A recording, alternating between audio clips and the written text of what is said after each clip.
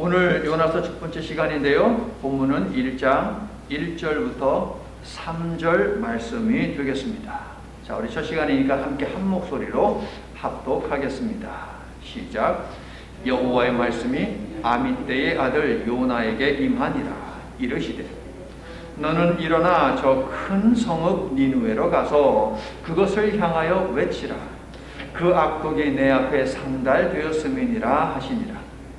그러나 요나가 여호와의 얼굴을 피하려고 일어나 다시스로 도망하려 하여 욥바로 내려갔더니 마침 다시스로 가는 배를 만난지라. 여호와의 얼굴을 피하여 그들과 함께 다시스로 가려고 배삭을 주고 배에 올랐더라. 아멘. 12개의 소선지서들 가운데 가장 유명한 책은 요나서입니다. 고작 48개의 구절밖에 되지 않지만 믿지 않는 사람들 중에도 다수가 물고기 뱃속에 들어갔다가 살아난 요나에 대해서 알고 있거든요. 그 정도로 유명한 이야기가 요나서의 이야기입니다. 그런데요, 하나님을 믿지 않는 사람들은 요나의 이야기를 동화 속에나 나올 법한 이야기로 생각하지 실제로 있었던 일이라고 생각하지 않습니다. 성경을 연구하는 학자들 사이에서도 요나서를 어떤 가르침을 주기 위해서 주신 비유 정도로 생각하는 학자들이 많이 있습니다. 마틴 루터는요, 요나서가 만약에 성경 안에 들어와 있지 않다면 이 이야기가 실제로 있었던 일이라고 믿지 않을 것이다 라고 이야기를 했습니다. 우리는 왜 그런지 잘 알고 있습니다. 요나서의 내용을 알기 때문에. 자, 그렇다면 여러분이 생각할 때 요나서에 기록되어 있는 동화 속에서나 나올 법한 이야기라고 말하는 그 이야기들이 적힌 요나서, 실제로 있었던 일입니까? 아니면 어떤 교훈을 주기 위해서 이야기를 빌려온 것입니까? 요나서의 이야기가 진짜냐 가짜냐 따지는 사람들은요, 요나서에 등장하는 신화 속에나 등장할 법한 물고기의 정체가 무엇이냐? 그 물고기는 고래냐? 아니면 또 다른 큰 물고기냐? 정말 사람이 물고기 뱃속에 들어가서 3일 동안 생존할 수 있느냐? 박넝쿨이 하루 만에 그렇게 빨리 자랄 수 있느냐? 박넝쿨을 해친 벌레는 무엇이냐? 경쟁국 선지자의 말도 안 되는 선포를 듣고 왕이 왕복을 벗고 온 백성과 함께 심지어 가축들과 함께 상복을 입고 금식했다라고 하는 것이 이게 말이 되느냐? 이처럼 요나서의 핵심이 아닌 등장하는 캐릭터들에만 골몰하지요, 그들은. 그리고 그들 중 대부분이 그들의 지식과 상식 안에서 답변합니다. 요나서 헛맹랑한 소리, 동화 속에는 나오는 이야기, 진짜일 수 없는 이야기라고 말이에요.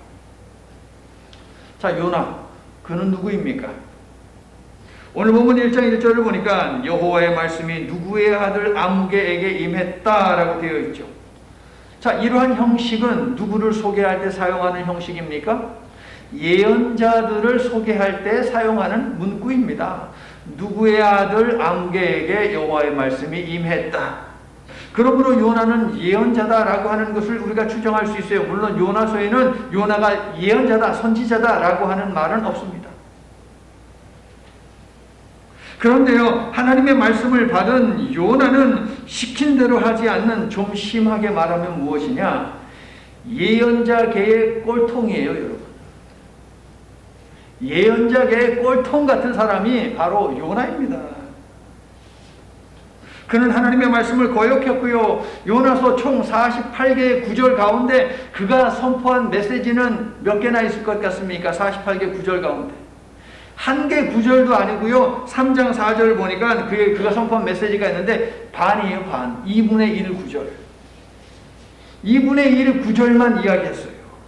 게다가 그 내용을 어떻습니까? 보면 어떻습니까? 핵심을 쏙 빼버린 반쪽짜리도 안 되는 메시지이죠. 찐빵을 줬는데 찐빵 속에 팥이 없는 거예요, 여러분. 만두를 줬는데 만두 속에 아무런 속이 없는 거예요. 밀가루 덩어리인 거예요, 여러분. 그런 것을 니느웨 사람들에게 던져준 거예요, 요나는. 예언자에 대해서 여러분이 알고 있는 내용들을 한번 떠올려 보십시오. 여러분이 만난 예언자들 가운데 요나 같은 예언자가 있습니까? 없습니까? 예언자들은 대체로 죄인들을 주께 돌아오도록 하는 말씀 선포를 천직으로 삼은 사람들 아닙니까? 그러나 요나는요, 매우 다른 성향을 가졌습니다. 심판을 피하도록 회개를 촉구하라는 명령을 받았지만 요나는 하나님의 말씀을 거역했습니다. 죄인을 불쌍히 여기는 예언자적 긍휼도 그에게서는 찾아볼 수 없어요. 자, 미리 보자고요. 3장 4절 그가 뭐라고 말했습니까? 그는 억지로 니느웨에 갑니다. 그리고 3장 4절을 보니까 하는 수 없이 말을 하는데 이렇게 말하죠. 40일만 지나면 니느웨가 무너진다.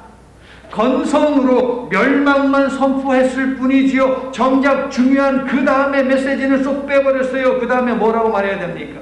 그러므로 심판을 피하기 위해 회개하라. 이 말씀을 전하라고 보낸 것이잖아요. 그런데 40일만 지나면 니느웨는 멸망한다. 끝. 니느웨는 3일 길입니다. 3일 동안 다녀야만 니느웨 성을 갖다가 다 돌아다닐 수 있어요. 근데 하루 길만 다니면서 한다는 이야기가 야 40일 지나면 니네는 멸망한다. 끝. 여러분 이러한 요나를 예언자라고 할 수 있습니까? 만약에 이러한 목사가 있다면 뭐라고 말하겠습니까? 무슨 목사가 이래? 이러한 그리스도인이 있으면 뭐라고 말하겠습니까? 그리스도인이 왜 그래? 믿지 않는 사람들은 분명 그렇게 말할 것입니다. 하나님은 준비된 사람을 사용하신다라는 말이 있죠. 준비된 사람 사용하신다. 맞는 말이지만 항상 그런 것은 아닙니다. 하나님께서는 자신의 구원 역사를 이루기 위해 여러 모양의 사람들을 사용하시죠. 모세, 엘리야, 예레미야 전부 다 어떤 사람들입니까? 하나님께서 명령을 주시면서 야 네가 좀 내 일을 좀 해야겠다. 전부 다 거부한 사람들입니다. 자신들의 한계를 느끼거나 생명의 위협을 느껴서 하나님의 명령을 받아들이려 하지 않았던 사람들은 성경에 많이 있습니다. 그리스도인들에게 은혜를 주시고 섬김과 헌신의 자리로 부르시는데 그냥 뒤를 막고 외면하는 그리스도인들, 손사래치며 거부하는 그리스도인들. 성도 여러분, 요나는 누구냐? 오늘 이 시대를 살아가고 있는 유대인들과 그 기독교인들이 바로 요나입니다. 그래서 요나서를 보면 요나를 선지자라고 부르지 않는 것이죠. 우리 모두가 거기에 해당한다는 말이에요, 여러분. 우리 모두 요나서 말씀 여행 속에서 요나서를 요나를 통해 나 자신을 살피고 바른 자리에 바른 모습으로 서게 되는 복된 시간이 될 수 있기를 예수님의 이름으로 축원합니다. 자, 오늘 본문 1절을 읽어주세요. 시작. 여호와의 말씀이 아미떼의 아들 요나에게 임하니라 이르시되. 자, 요나라는 이름은 비둘기라는 뜻입니다. 비둘기. 요나의 아버지의 이름이 무엇이라고요? 아미떼. 아미떼의 뜻은 뭐냐면은 나의 진실, 나의 진리라고 하는 뜻이에요. 자, 그러면 아미떼의 아들 요나는 어떻게 문자적으로 어떤 의미이겠습니까? 나의 진리의 아들 비둘기. 이게 바로 아미떼의 아들 요나예요. 자, 비둘기는 어떤 새입니까?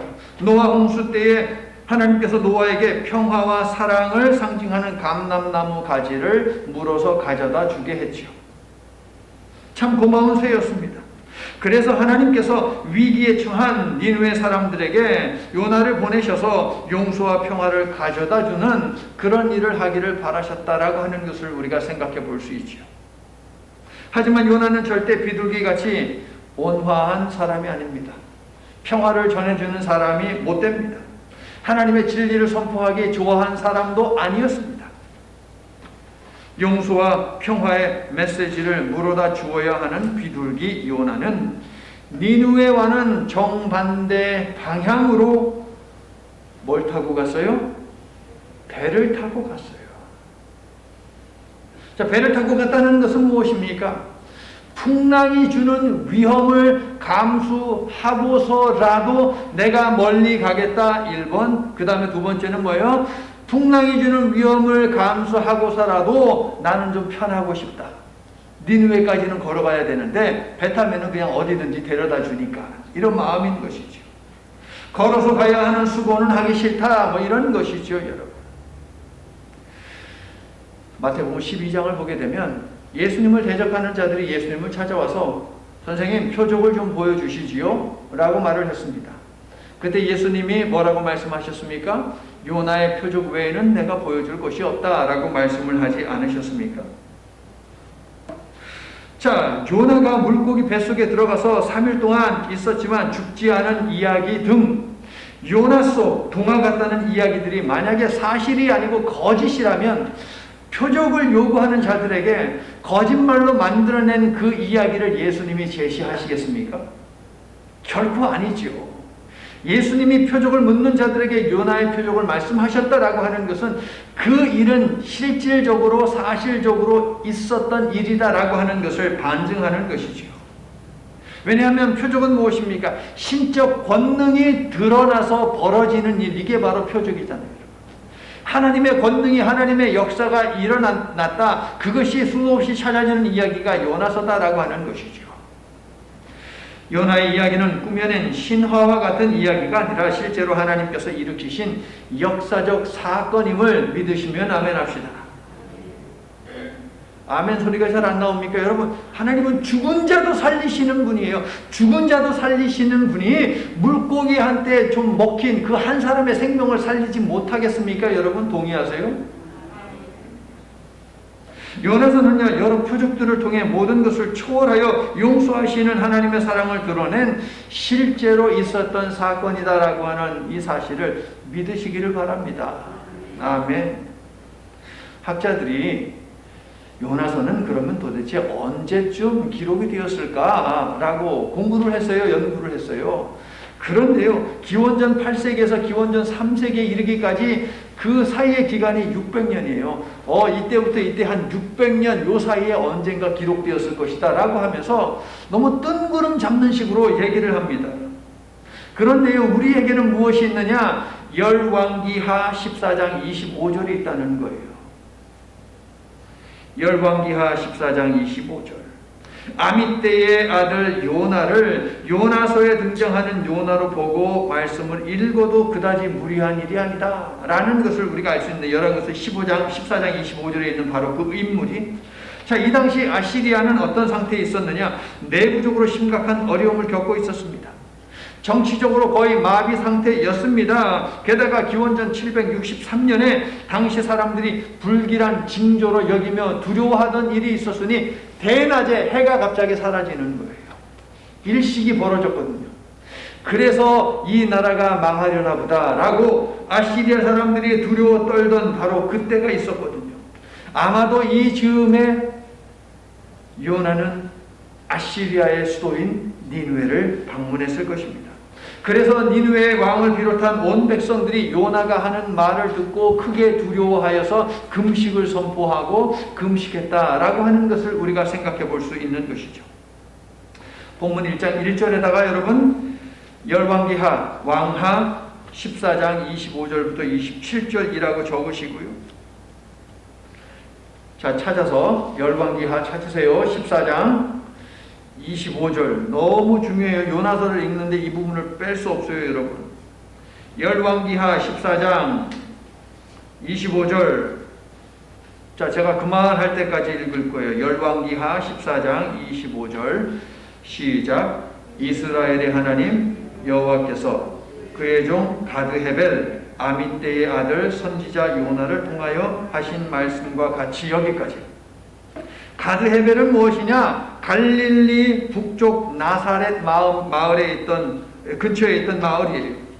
학자들 중에는 이 인물과 요나서의 인물이 동일 인물이 아니라고 주장하는 사람들이 있지만, 제가 방금 말씀드린 대로 아시리아의 그 정치적인 상황을 갖다가 우리가 이해하고 보면 열왕기하 14장 25절에 나온 이 인물이 요나서에 나온 인물과 동일한 인물이다라고 말을 해도 큰 무리가 없습니다.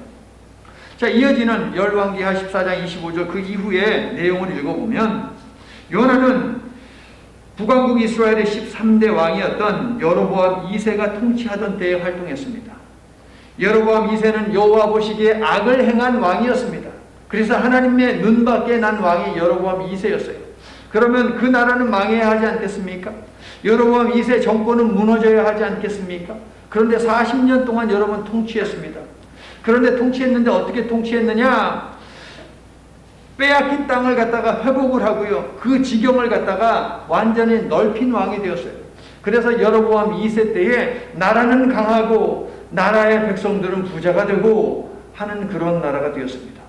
평화 아닌 평화를 유지하며 지냈던 그 세월이 바로 여로보암 2세 통치 시대가 되겠습니다. 그러므로 요나는 여호와는 자비의 하나님이여 전능하신 분이시여 말씀하신 것을 즉각적으로 실행에 옮기신 분임을 분명하게 체험해서 알고 있을 것입니다. 왜냐하면 하나님께서는 이스라엘 백성들을 불쌍히 여기셔서 비록 하나님의 눈밖에 난 악한 왕이지만 이스라엘 백성들을 도울 사람이 없는 것을 보시고 이스라엘 백성들을 도우셔서 그 땅을 넓히시고 부유함을 주실 것이다 라고 요나에게 말씀하셨고, 요나는 그 예언을 선포했고 하나님은 그대로 행하셨거든요. 그러니까 하나님은 말씀하신 대로 그대로 행하시는 분이시다.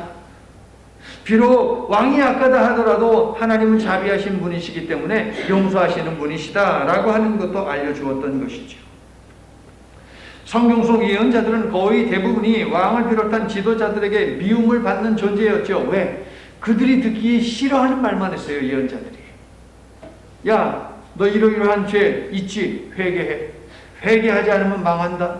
망한다. 온통 이 소리였어요.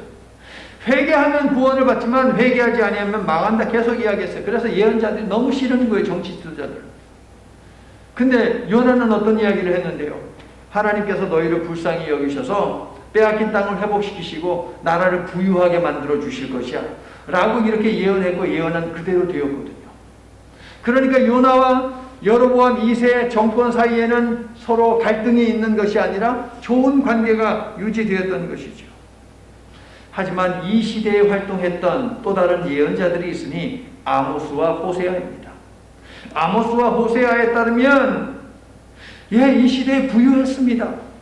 그런데 부유층에 있는 지도자들이 무엇을 했느냐? 사치향락에 빠졌습니다.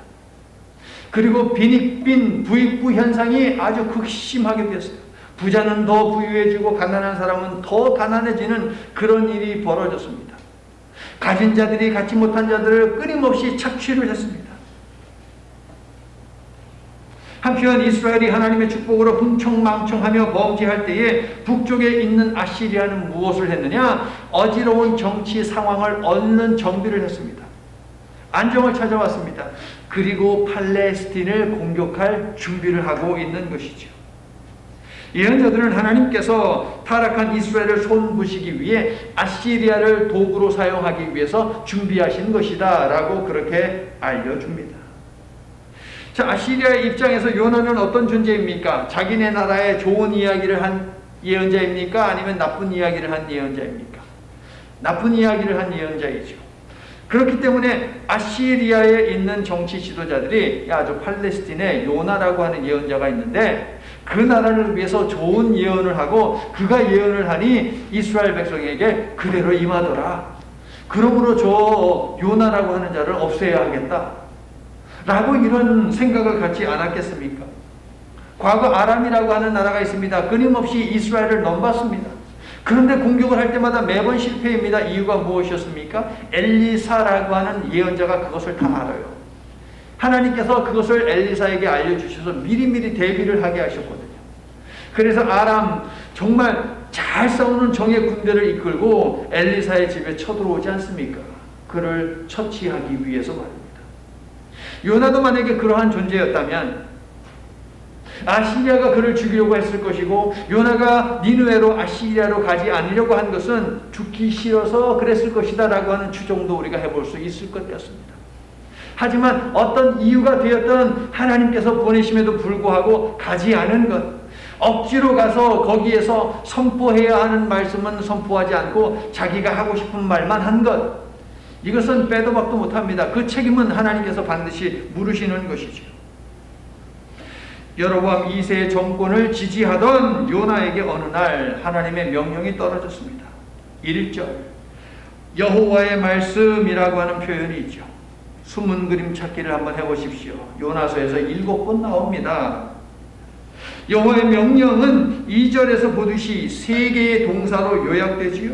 동그라미를 해보세요, 여러분. 일어나라, 가라, 외쳐라. 3개의 명령. 나중에 다루겠지만 이 3개의 명사, 이 명령형 동사는요, 물고기 뱃속에서 요나를 구원하신 후에 하나님께서 또다시 말씀하세요. 3장 2절을 보세요. 동그라미 쳐야죠. 일어나라, 가라, 선포하라. 자, 2절에 외치라, 선포하라. 그 다음에 3장 2절에 선포하라. 똑같은 단어예요. 카라라고 하는 단어 똑같은 단어예요. 번역만 좀 다르게 되었죠. 똑같은 동사를 하나님께서 명령형으로 사용하십니다.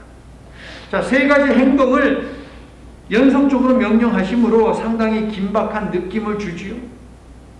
니느웨를 회개시키려는 하나님의 절실한 마음이 이 3개의 동사에 담겨 있는 것이에요, 여러분. 일어나, 가, 외쳐.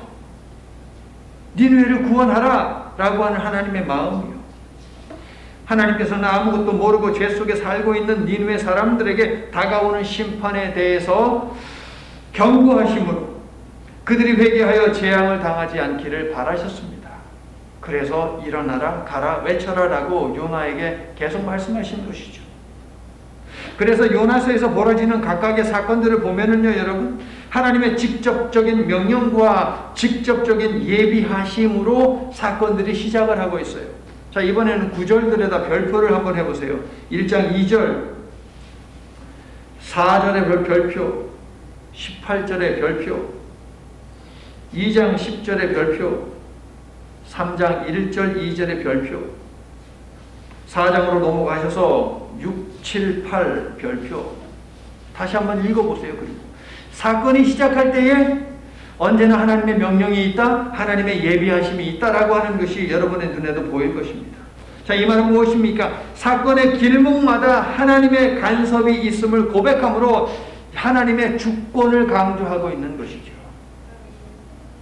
니느웨로 보내시는 것은 하나님께서 주권적으로 결정한 일이며 하나님께서 보내신 일이기 때문에 하나님께서 주도적으로 이 일을 하고 계신다라고 하는 것을 사건 터질 때마다 그 시작점에서 보여주고 있습니다.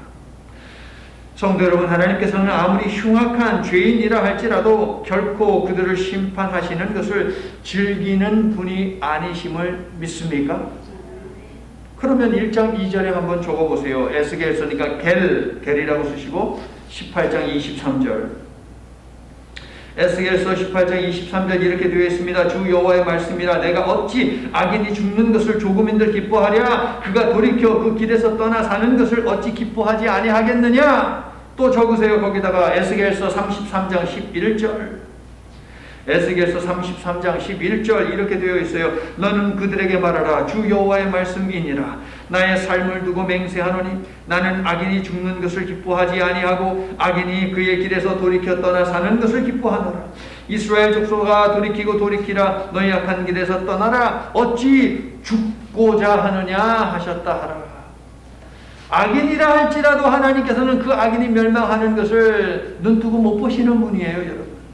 그들도 구원받기를 원하시는 분이다 믿으시면 아멘 합시다. 성도 여러분, 자 앞에 보세요. 하나님의 은혜의 속성은 정의의 속성보다 크다. 하나님의 사랑과 속성은 뭐냐면 성품이에요, 성품. 하나님께는 은혜가 있죠. 하나님께는 사랑이 있습니다. 이 속성도 있고 하나님께는 정의라는 성품도 있고 공의라고 하는 성품도 있는데 하나님의 공의와 하나님의 정의보다 더 큰 것이 무엇이냐? 하나님의 사랑과 하나님의 은혜다라고 하는 것이에요. 하나님의 속성, 즉 하나님의 성품을 가장 잘 표현하고 있는 곳이 어디입니까? 출애굽기서 34장 6절. 이건 다 표셔야 돼요, 여러분. 출애굽기 34장 6절 찾기 쉽죠? 두 번째 책이니까. 출애굽기 34장 6절, 자 6절 7절을 저와 여러분이 함께 읽습니다. 시작. 여호와께서 그의 앞으로 지나시며 선포하시되 여호와라 여호와라 자비롭고 은혜롭고 노하기를 더디하고 인자와 진실이 많은 하나님이라. 그 다음 중요해요. 7절 읽으세요. 인자를 천대까지 베풀며 악과 과실과 죄를 용서하리라. 그러나 벌을 먼지하지는 아니하고 아버지의 악행을 자손 3, 4대까지 보응하리라. 자, 출애굽기 20장 5절부터 6절에도 동일한 말씀이 있어요. 나 내 하나님 여호와는 질투하는 하나님인즉 나를 미워하는 자의 죄를 갚되 아버지로부터 아들에게로 3, 4대까지 이르게 하거니와 나를 사랑하고 내 계명을 지키는 자에게는 1000대까지 은혜를 베푸느니라. 죄에 대해서는 갚으시되 3, 4대까지, 은혜를 더하시는 것은 1000대까지. 그러므로 하나님의 은혜의 속성은 하나님의 정의의 속성보다 큰 거예요, 여러분. 하나님은 자신을 사랑하고 계명을 지키는 자에게는 인자, 즉 사랑과 은혜를 1000대까지나 베푸시지만 자신을 미워하는 자, 즉 계명을 지키지 않는 자에게는 그 죄를 3, 4대에까지만 내리신다는 거예요.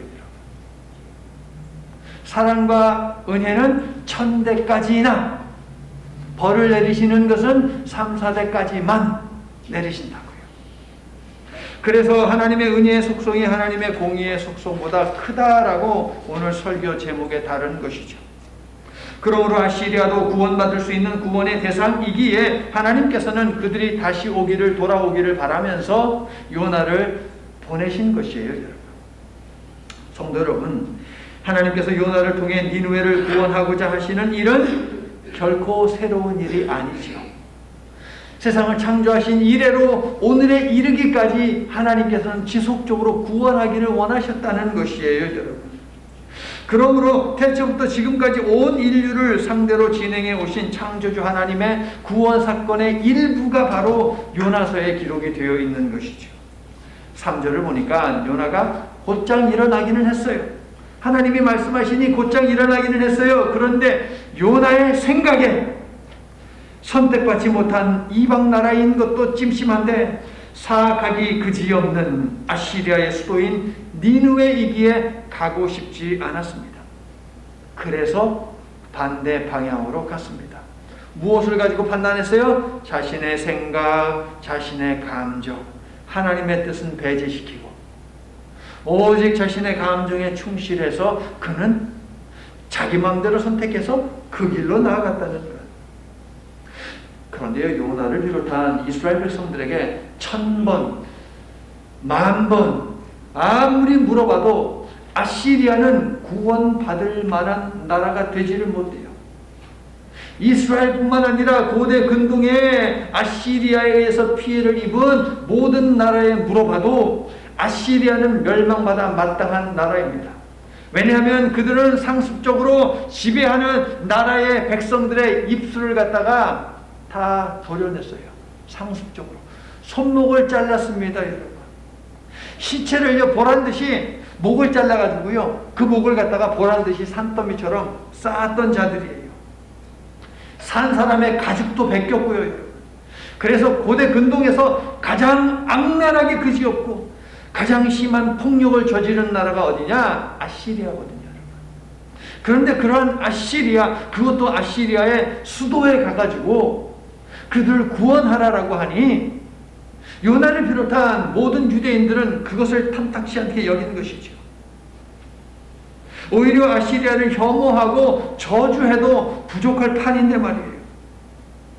요나는 니느웨가 회개하고 여호와의 구원을 얻게 되는 것을 상상하는 것만으로도 견딜 수가 없었습니다. 유대인을 대표하는 요나는 아시리아의 죄악에 따라 멸망의 길을 가도록 내버려 두는 것이 하나님의 정의, 하나님의 공의에 합당하다라고 확신했습니다. 그래서 일어나라, 가라, 외치라고 명하시는 하나님의 부르심에 대한 요나의 대답은 무엇이었습니까? 3절 보니까 첫 번째 단어가 뭐예요? 그러나. 이게 요나의 답이에요. 요나의 반응입니다. 그러나 지난주 설교에서 배웠듯이 긍휼이 풍성하신 하나님의 사랑은 언제나 우리의 기대 그 이상으로 깊고 높고 넓다라고 하는 사실이에요, 여러분. 요나는 이 사실을 받아들이지 못합니다. 여호와는 내가 생각하는 하나님이어야만 한다. 이 고집을 꺾지 않고 틀을 깨지 않으므로 신앙인의 길, 예언자의 길을 포기하고 도망자의 길을 선택을 했습니다.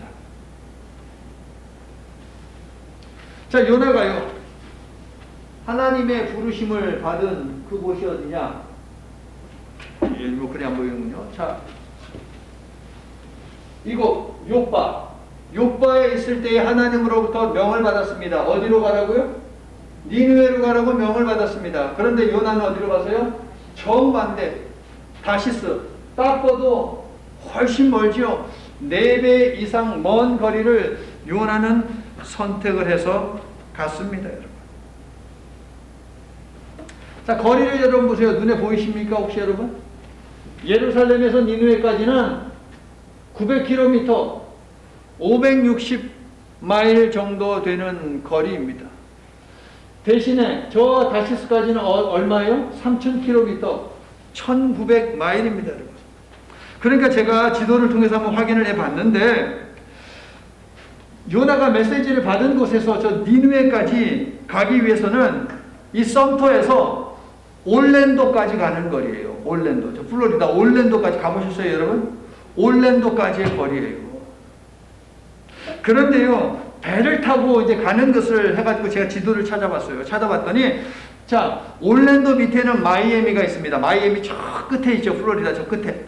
거기에서 배를 타고 계속 동쪽에 있는 배를 타고 쭉 올라가서, 강장로님, 메인주 얼마나 멉니까? 그 저 꼭대기 있죠. 끝에 있는 거기까지 배 타고 가는 거예요. 그 먼 길을 선택을 했어요. 그런데 저 다시스는 당시 사람들이 어떻게 이해하던 곳이냐?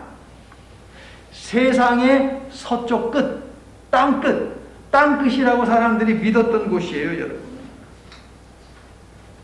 요나는 정반대 방법으로, 정반대 방향으로, 그리고 4배 이상 더 먼 곳으로, 자신이 갈 수 있는 가장 먼 곳으로 가기 위해서 저 정도 거리니까 여러분 배삭도 얼마나 비쌌겠습니까? 그런데 그것을 지불했어요.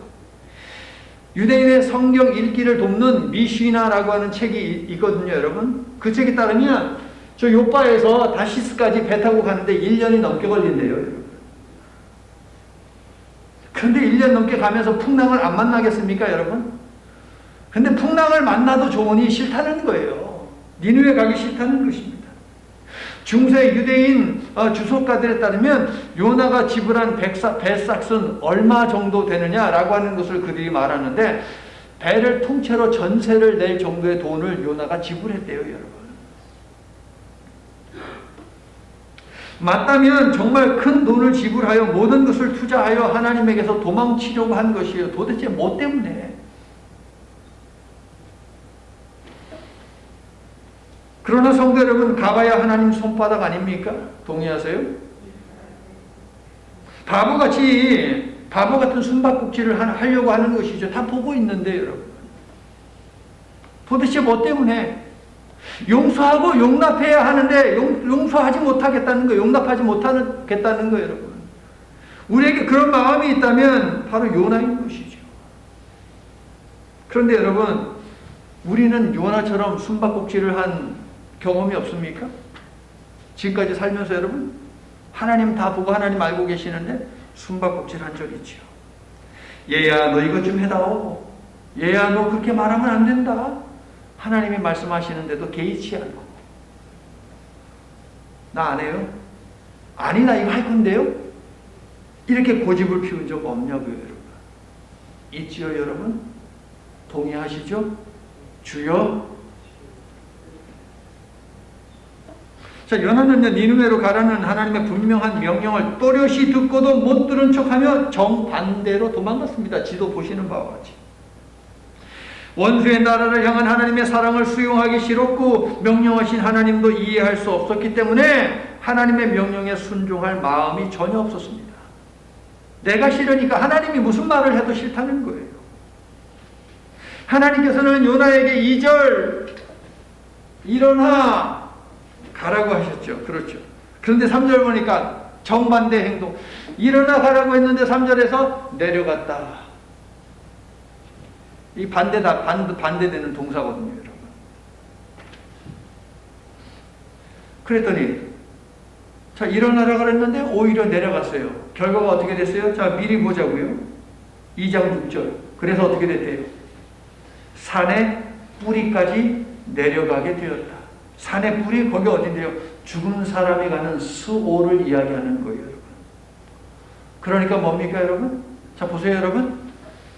일어나가라! 라고 했는데 일어나지 않고 내려갔어요. 그랬더니 좀 보여요, 안 보여요? 안 보여요. 산송장이 되어버렸어요. 요나는 자신의 뜻과는 전혀 다른 요구를 하시는 여호와의 얼굴을 피하려고 일어나 도망치는 길을 선택했다고 3절은 2번이나 반복하며 분명하게 밝히죠. 여호와의 얼굴을 피하려고 2번 나오죠, 여러분. 여호와의 얼굴을 피하는 것은 무엇이냐? 요나의 적극적인 거역 행위를 묘사하는 거예요. 요나는 아주 적극적으로 여호와 하나님의 말씀에 불순종했다는 것이죠. 요나는 여호와를 정면으로 거역하여 소명을 거부했습니다. 하지만 하나님께서는 모세에게 그러셨듯이 이토록 가기 싫어하는 요나, 처음부터 끝까지 불만과 불순종으로 가득 찬 요나의 강한 의지를 꺾으면서까지 그를 사용하셨습니다. 목적은 뭐예요? 구원이요. 저 죽어가는 자 다 구원하고, 이게 하나님의 목적이에요. 하나님께서는 때로 우리의 의지도 꺾으시거든요. 그런데 우리가 계속 고집을 피우면요, 그 의지를 꺾을 때에 하나님께서 하시는 방법은 무엇이냐? 폭풍을 보낼 수밖에 없는 거예요, 여러분. 큰 바람을 보낼 수밖에 없는 것이 되겠죠. 하나님께서는 경우에 따라 준비되지 않은 사람도 자신의 절대적인 주권으로 굴복시켜 쓰실 수 있다라고 하는 것을 요나를 통해 우리에게 알려주십니다. 모세도 역시 마찬가지고요. 하나님의 사랑과 그분의 구속 사역은 우리의 상상과 그 한계 언제나 이상이기 때문에 우리가 살아있는 것이고, 우리가 하나님의 일을 그럼에도 불구하고 감당하고 있는 것임을 믿습니다. 그러므로 사랑하는 성도 여러분, 저 사람은 안 돼 라고 혹시라도 내가 누군가를 낙인 찍는 그런 말을 하곤 했다면 오늘부터는 하지 마시기를 바랍니다. 하나님께서 그 사람을 선택하기 위해서 그 사람의 의지를 꺾어서 사용하실지 우리가 어떻게 압니까, 여러분? 자, 3절을 보니까 기가 막힌 일이 벌어지죠. 3절 보니까 어떻습니까? 마침 배를 탈 수 있는 항구가 가까이에 있습니다. 항구에 나가보니까 마침 출항할 배가 있습니다. 그런데 그 배가 어머나 땅 끝까지 가는 배예요, 여러분. 또 그 배에는 마침 요나가 탈 자리가 있습니다. 그리고 마침 저 먼 거리면은 여러분 돈이 있어야 되잖아요. 배삭스를 지불할 충분한 재정적인 능력도 있습니다.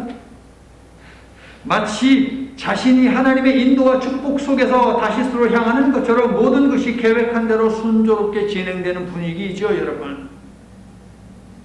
히브리 사람들은 대체로 땅에 거하는 백성입니다. 어디에? 땅에 거하는 백성. 그런데 요나는 지금 땅을 떠나 바다로 향하고 있습니다.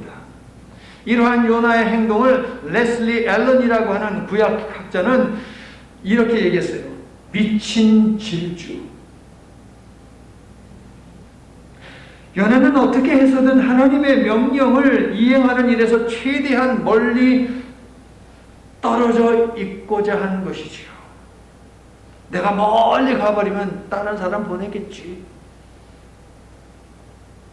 그런데 모든 환경이 3절 보니까 모든 환경이 맞아떨어지니 요나는 자신이 버티자 하나님께서 마음을 바꾸셨네 라고 착각을 했을지도 모릅니다. 2022년을 이제 막 시작한 성도 여러분, 이 점을 분명히 하시기를 바랍니다. 순조롭게 열리는 환경이 늘 주님의 뜻을 확증해 주는 것은 아니다라는 거예요. 그러므로 예상 밖으로 일이 술술 풀릴 때에도 하나님 앞에서 진솔하게 내가 순종하는 길을 선택한 것인가?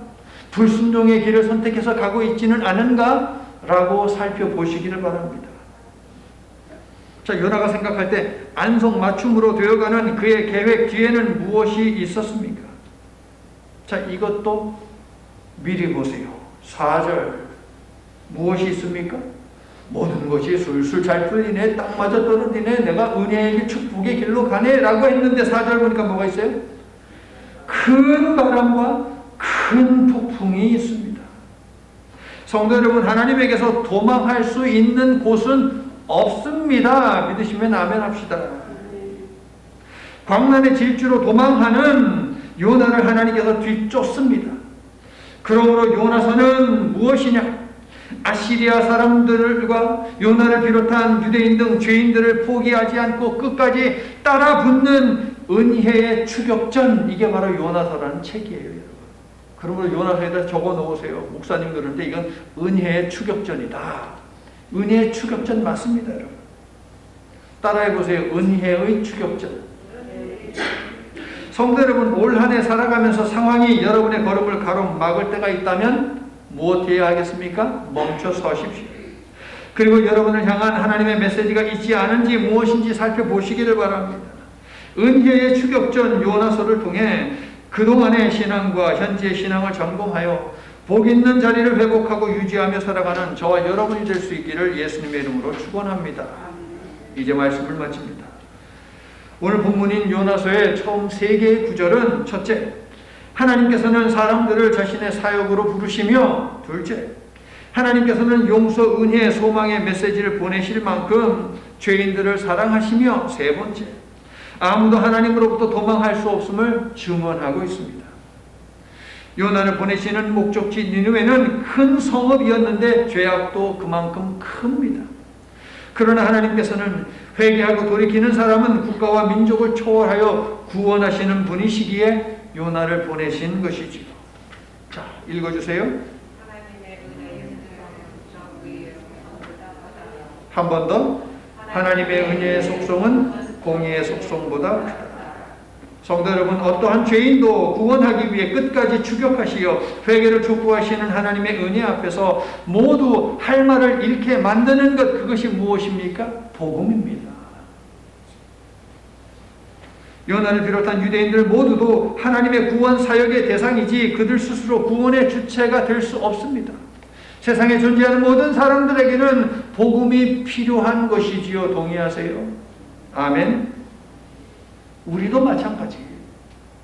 그러므로 성도 여러분, 하나님은 우리가 다 끝난 줄 알고 포기하며 절망하는 순간에도 여전히 구원하기를 원하시는 분임을 기억하므로 불순종한 요나가 되지 마시기를 바랍니다. 불순종했더라도 돌이키시기를 바랍니다. 그리고 여러분이 아는 모든 다른 요나들에게 이 은혜의 복음을 알려주므로 하나님의 구원 사역에 동참하시기를 예수님의 이름으로 축원합니다. 기도합니다. 오늘에 이르기까지 우리를 떠난 적 없으시고 포기한 적 없으신 은혜의 하나님, 앞으로도 계속 우리와 동행하여 주시옵소서. 잠시 세상에 정신 팔리고 내 경험과 지식을 의지하여 하나님의 뜻과 다른 방향으로 갈 때가 오늘 이후에도 있다면 끝까지 추격하시어 우리의 걸음을 바로 잡아 주시옵소서. 예수님 이름으로 기도드립니다. 아멘.